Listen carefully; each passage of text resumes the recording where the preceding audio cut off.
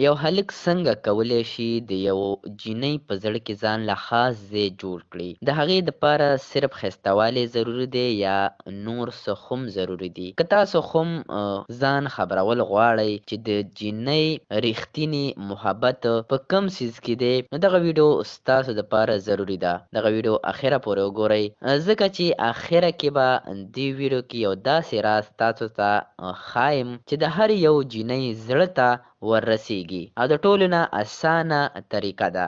دوستانو، محبت په زور زبردستۍ سره نه کیږي، بلکې دا د احساساتو بدلولو سره پیدا کیږي. یو جینۍ هله د یو هلک طرف ته میله کیږي چې هغه خپل ځان محفوظ او قابل احترام محسوس کړي. جینۍ د خبرو نه زیات د سړي احساس ګوري. نو د دې د وجې که تاسو غواړئ چې یو جینۍ ریښتینې محبت وکړي، نو د ټولو نه دا ضروري ده د جینۍ زړه ګټل صرف په خبرو کې نه، په عمل باندې کیږي. جینکۍ دغه هلکان ډیر زیات خوښوي چې کوم د جینکو خبرې په غور سره اوري او د هغه جینکو په خبرو کې دلچسپي اخلي. نو جینکو ته دغه محسوسیږي چې دغه واقعي زمونږه پروا کوي. د یو جینۍ کله هم مذاق مه جوړوئ، که هغه په خپل مذاق کې ولې نه وي. عزت یو داسې شی دی چې د زړه دروازې په خپله او خود به خود کلاویږي. صرف د ښایستهوالي نه، بلکې د هغه د شخصیت،